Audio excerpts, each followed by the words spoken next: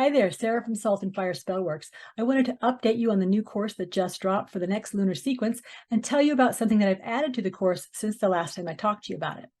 First of all, the next lunar sequence starts July 17th, roughly, and this month's course will be a celebration of Lunasa. Lunasa is first harvest, and I've taken a non-literal interpretation of that. No matter which calendar you use, we're well into the year by now, so if you set goals and intentions at the beginning of the year, you should be beginning to see some results from those, a little bit of first harvest. So if that is the case and things are going well, is there something we can do to push that forward a little bit? However, if you're not seeing the results you wanted, is there something we can do to maybe take a new approach to those goals or just give you the push? A lot of us kind of let down after things get busy for the year. Another thing that might have happened is you may have not set any goals or intentions at the beginning of your year, and that's not unusual. It is a tough time of year for many of us. But the nice thing is, and the great thing about this time of year is it is not too late. No matter which of these categories I just mentioned you fall into, we've got a lot of year ahead of us. And so we can start, either redirect our efforts or start a new effort, and there's plenty of time to get something accomplished this year. So there's some self-examination that goes into the course before you actually do your spell, and then you will design a spell based on some suggestions that I've made in the course.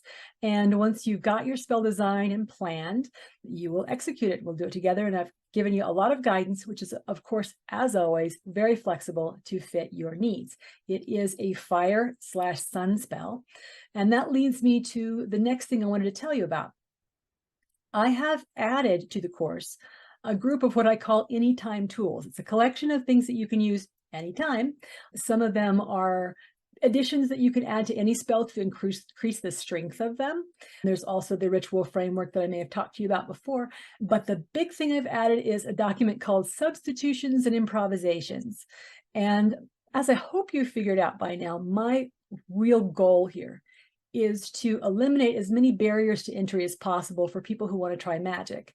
And this document addresses as many things as I can think of, and I do add to it every month, that might trip you up and keep you from engaging in a magical practice, whether it's the place you live doesn't allow for this or that, perhaps your physical circumstances, or if there are materials that you would like to use materials, but you don't have the specific ones on the list or even the substitutions that I've suggested for that month. What can you do about that? What can you use? How can you use the things you already have? So I'm really excited about the Substitutions and Improvisations document, and it's available to all subscribers, and you can use it anytime. So I want to invite you to jump in now if you like. If you do jump in early, you'll have time to make a plan for the next lunar sequence, to gather materials, decide what kind of spell you want to do and when. And so I hope that you'll join us. We do have members who are really enjoying the subscription, and I would love for you to be one of them. So there'll be something to click around here somewhere to learn more about the course and join in if you like. Thanks a lot for your time, and I wish you a beautiful day.